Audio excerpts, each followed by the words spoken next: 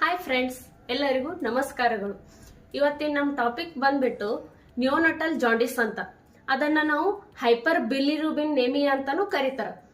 The excessive accumulation of ಬಿಲಿರುಬಿನ್ in the blood, ಅಂದ್ರೆ blood ನಲ್ಲಿ ಬಿಲಿರುಬಿನ್ level ಹೆಚ್ಚಾಗಿರ್ತದ, ಅದಕ್ಕೆ ನಾವು ಜಾಂಡಿಸ್ ಅಂತ ಕರಿತೀವಿ. ಅದರಲ್ಲಿ 2 ಟೈಪ್ಸ್ ಬರ್ತಾವ. ಒಂದು ಪ್ಯಾಥೋಲಾಜಿಕಲ್ ಜಾಂಡಿಸ್, ಇನ್ನೊಂದು ಫಿಸಿಯೋಲಾಜಿಕಲ್ ಜಾಂಡಿಸ್. ಪ್ಯಾಥೋಲಾಜಿಕಲ್ ಜಾಂಡಿಸ್ ಅಂತಂದ್ರ ಹುಟ್ಟಿದ ಕೂಸ 24 ಅವರ್ಸ್ ಒಳಗ ಆಯ್ತು ಅಂತಂದ್ರ ಅದನ್ನ ಪ್ಯಾಥೋಲಾಜಿಕಲ್ ಜಾಂಡಿಸ್ ಅಂತ ಕರೀತಾರ. ಇನ್ನೊಂದು ಫಿಸಿಯೋಲಾಜಿಕಲ್ ಜಾಂಡಿಸ್ ಅಂತಂದ್ರೆ ಹುಟ್ಟಿದ 1 ವೀಕ್ ಒಳಗ, ಅದೇ ಫಸ್ಟ್ ವೀಕ್ ಒಳಗ ಆಗಿತ್ತು ಅಂದ್ರ ಅದಕ್ಕೆ ಫಿಸಿಯೋಲಾಜಿಕಲ್ ಜಾಂಡಿಸ್ ಅಂತ ಕರೀತಾರ.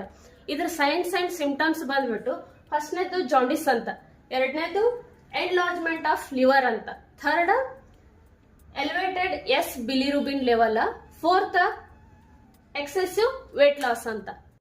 ನಿಯೋನಟಲ್ jaundice therapeutic treatment, first promotion and support of successful breast feeding, second phototherapy, third exchange transfusion.